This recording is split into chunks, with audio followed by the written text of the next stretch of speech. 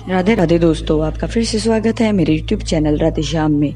आज हम आपको एक नया अध्याय, एक नया पुराण सुनाएंगे जिसका नाम है सुख सागर। वो सुनाने से पहले मेरी आप सबसे विनती है कि आप मेरे चैनल को लाइक, सब्सक्राइब और शेयर करना ना भूलें, ताकि हम आपके लिए अच्छी अच्छी पुराने ला सकें। राधे राधे। राधे राधे दोस्तों, आपका फिर से स्वागत है मेरे YouTube चैनल राधे श्याम में। आज हम आपको आगे की कथा सुनाते हैं। इसलिए यदि तुम मरने वाले के लिए मर भी जाओ तब भी यह न तुम्हें कुछ कहेगा, न ही यह जीवित हो सकता है। इसलिए मेरा कहना मानकर इस लाश को जलाकर शास्त्र अनुसार इसकी क्रिया करो, जिससे इसकी आत्मा को शांति मिले। उस बालक रूपी ब्रह्मराज ने उन्हें खूब समझाया। हे माता, उस बालक रूपी यमराज के यह वचन सुनकर सुदक्ष की रानियों को ज्ञान उत्पन्न हो गया और उन रानियों ने शोक त्याग कर राजा सुदक्ष की विधि विधान से समस्त क्रियाकर्म किया। इसलिए आपको भी भाई हिरण्याक्ष का शोक भी त्याग देना चाहिए। नारद जी बोले, हे राजन, दैत्य हिरण्याशिपु के यह वचन सुनकर उसकी माता दिति और उनकी भाभी सदा भानु तथा उनके भाई शकुन आदि पुत्रों ने शोक त्याग दिया। मुनि नारद जी बोले, हे राजन, हिरण्याशिपु के समझाने पर जब सारे कुटुंबवासी शांत हो गए तो उनकी माता दिति बोली, हे पुत्र, प्रभु श्री हरि विष्णु ने देवताओं की बातों में आकर तुम्हारे भाई का वध कर दिया। इसलिए अब तुम देवों को मारकर अपने भाई की मृत्यु का बदला लो। अपनी माता दिति की बात सुनकर हिरण्याशिपु बोला, हे माता, मेरा विचार है कि मैं विष्णु को मारकर दैत्यों का कष्ट दूर कर दूं। इसलिए पहले मैं विधाता का तप करने के लिए वन जा रहा हूँ। उसके पश्चात वरदान पाकर मैं विष्णु को मारूंगा। हे राजन, अपनी माता दिति से यह कहकर हिरण्याशिपु तप करने के लिए मंदराचल पर्वत पर चला गया और मंदराचल पर्वत पर पहुंचकर हिरण्याशिपु एक पैर के सहारे बिना अंजल ग्रहण किए बहुत दिनों तक तप करता रहा। तप करते हुए हिरण्याशिपु के शरीर पर दीमक लग गई। शरीर पर दीमक लग जाने से वह एक टीले के समान दिखाई देता था, लेकिन फिर भी उसके तेज के कारण उसकी आंखें अंगारे के समान चमक रही थी। श्री सुखदेव जी बोले, हे राजन, जब श्री हिरण्याशिपु के तप के तेज से समस्त प्राणी भयभीत हो गए तो देवों के स्तुति करने पर दाता जी हिरण्याशिपु के पास जाकर बोले, हे पुत्र, मैं तेरे तप से बहुत ही प्रसन्न हूँ, इसलिए तुम मनचाहा वर मांग लो। यह कहकर दाता जी ने अपने कमंडल का जल श्री हिरण्याशिपु पर छिड़का, परंतु तुरंत ही वह दिव्य रूप होकर विधाता की इस तरह स्तुति करने लगा, हे प्रभु, आप इस जगत के रचयिता हैं। प्रसन्न होने पर आप समस्त सुखों को देने वाले हैं एवं निराकार होते हुए सगुण अवतार से भक्तों का सदैव दुख दूर करते हो।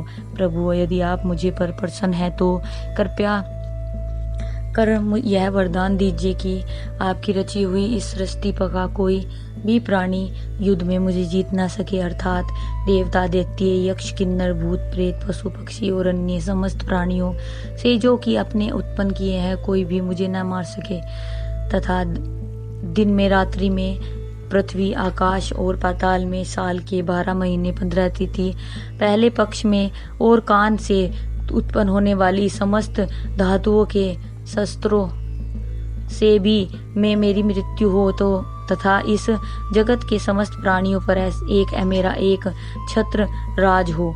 मुनि नारद जी बोले, हे राजन, हिरण्याशिपु की बातें सुनकर धाता जी अपने मन में सोचने लगे कि इसे मनचाहा वरदान देना बहुत घातक होगा, लेकिन यदि इसे मनचाहा वर नहीं दूंगा तो वचन भंग हो जाएगा।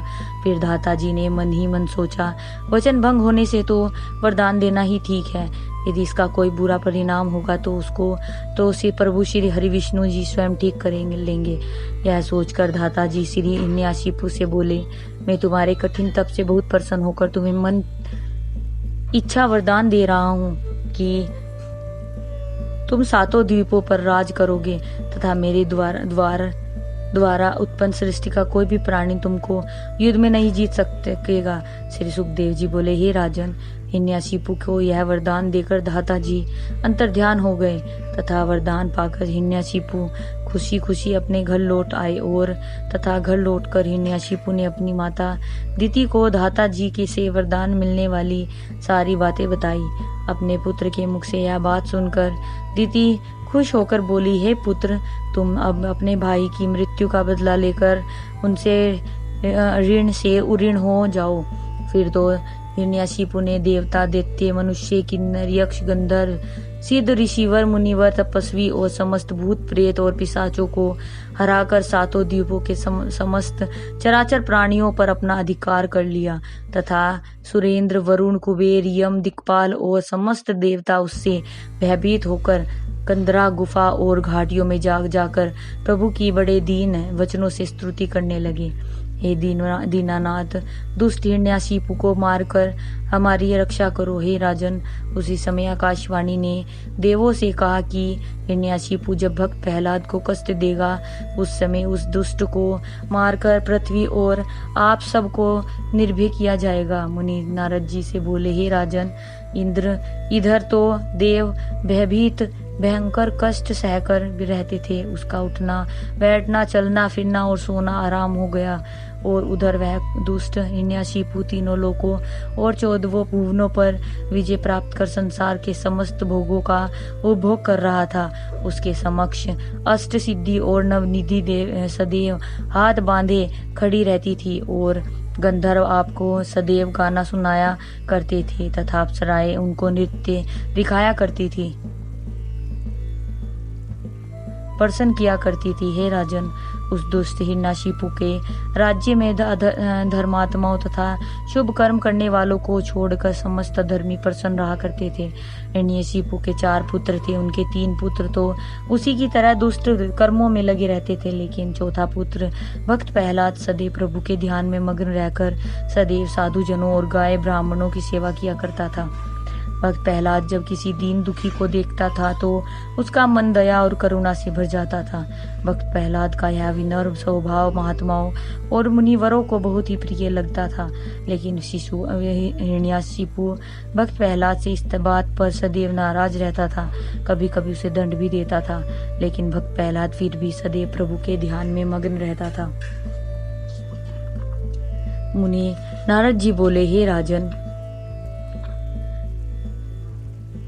संडा मार्ग जो शुक्राचार्य जी के पुत्र थे वह हिरण्यकशिपु और अन्य दैत्यों के पुत्र को पढ़ाया करते थे। हिरण्यकशिपु ने एक दिन संडा मार्ग को बुलाकर कहा, हे गुरुपुत्र, आपके पिता शुक्राचार्य जी से हमने दैत्य शास्त्र की शिक्षा प्राप्त की थी।